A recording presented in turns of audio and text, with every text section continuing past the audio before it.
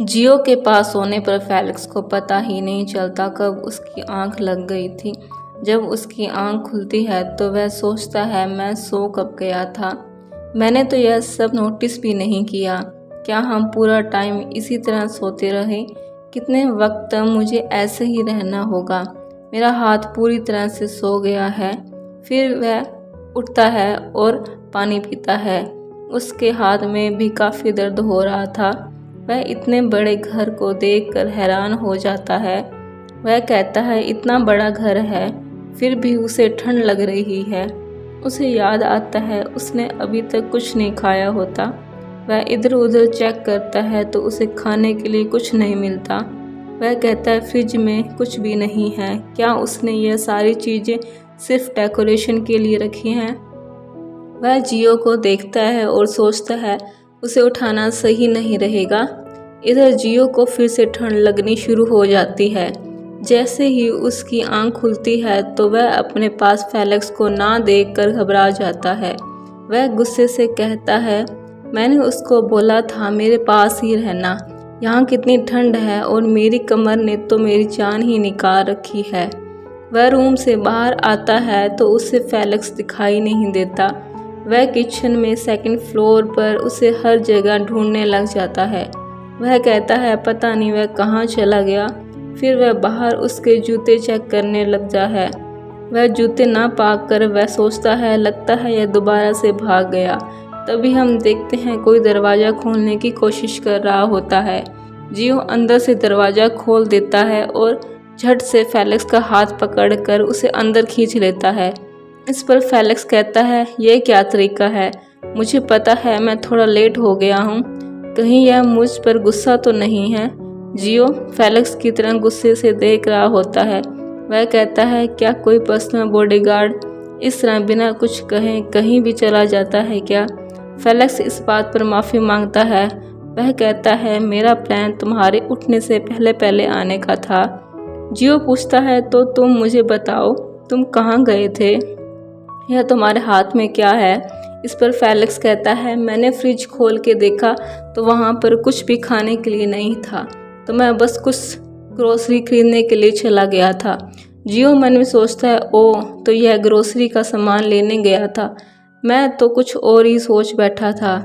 जियो Felix का warning देते हुए कहता है, मिस्टर फेलिक्स, भले ही यह मेरा घर हो या फिर कंपनी, तुम मुझसे 1 मीटर से ज़्यादा दूर नहीं जा सकते, और अगर तुमने मेरी बात नहीं मानी तो तुम्हें इसकी कीमत चुकानी पड़ेगी। फेलिक्स मन में सोचता है, तुम्हें कंपनसेशन की जरूरत क्यों पड़ गई है? तुम तो मेरे साथ सोकर पूरी कर लेते हो। जियो कहता है, तुम्हारे एक्सप्रेशन देखकर ऐसा लगता है जैसे तुम मेरी बात से सहमत नहीं हो। तुम्हारी वजह से मैं ठंड से मरने वाला था। अब तुम इसकी भरपाई किस तरह करना चाहोगे? इस पर फेलिक्स मन में सोचता है, तुम ठंड से मर रहे थे तो इसमें मेरा क्या दोष था? अगर तुम्हें इतनी ही ठंड लग रही थी तो तुम कपड़े क्यों नहीं पहन लेते? भला कभी कोई आइस पैक से भी मर सकता है क्या? मेरा तो मन कर रहा है मैं भी इसको बहुत कुछ सुनाऊं, पर इस सिचुएशन में मैं कुछ नहीं कर सकता। फेलिक्स उससे माफ़ी मांगता है। वह कहता है, अगर आप मेरी सैलरी कट करके या किसी और तरीके से पनिश करना चाहते हैं तो मैं खुशी खुशी इस बात को मान लूँगा। इस पर जियो कहता है, तुम्हारी सैलरी का मैं क्या करूँगा? वो तो मेरी पॉकेट मनी के बराबर है। क्यों ना मैं अपना कंपनसेशन उसी अंदाज में लूँ जिसमें मुझे सबसे ज़्यादा फ़ायदा हो। यह कहते ही जियो उसका किस कर लेता है। फेलिक्स मन में सोचता है, हर बार मेरे साथ ऐसा ही क्यों होता है? तभी हम देखते हैं फेलिक्स जियो के होठ पर बाइट कर देता है, जिसके कारण उसके होठ पर ब्लीडिंग शुरू हो जाती है। जियो कहता है, इसका क्या मतलब है? फेलिक्स मन में सोचता है, मैं यह सब नॉनसेंस चीज़ें नहीं कर सकता।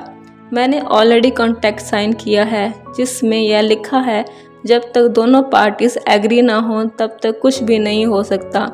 जियो देखता है कि उसके होठ पर खून आने लग गया है। फिर हमें दिखाया जाता है जब फेलिक्स शॉपिंग कर रहा होता है, तब वह सोचता है, इतना सामान तो बहुत होगा, मुझे जल्दी से जल्दी वापस जाना होगा। इससे पहले कि जियो उठ जाता, मुझे उससे पहले उसके उठने से पहले उसके पास पहुंचना होगा। तभी हम देखते हैं उसके सामने एक कार आकर खड़ी हो जाती है। कार में एक अननोन पर्सन को दिखाया जाता है। वह फेलिक्स को देखकर कहता है, मुझे लग रहा है यह तुम ही हो। मैं तुम्हें कांटेक्ट करने की कोशिश कर रहा था। चलो कोई बात नहीं, अब जल्दी से कार में बैठ जाओ। फेलिक्स थोड़ा हिचकिचाता है तो इस पर वह व्यक्ति कहता है, आसपास कोई नहीं है, तुम कार में बैठ सकते हो। फिर वह दोनों कार में बैठकर बात कर रहे होते हैं। फेलिक्स कहता है, तुम्हें क्या चाहिए? वह व्यक्ति कहता है, तुम कुछ भूल रहे हो, मैंने सोचा यह चीज़ तुम तक पहुंचा दूं। वह व्यक्ति फेलिक्स को एक कार्ड देता है। वह कहता है, यह एक USB स्टिक है, तुम इसे अपने वॉलेट में रखो। जब तुम इसके प्रोग्राम को रन करोगे तब यह कंप्यूटर की सारी फाइल्स को कॉपी कर लेगा।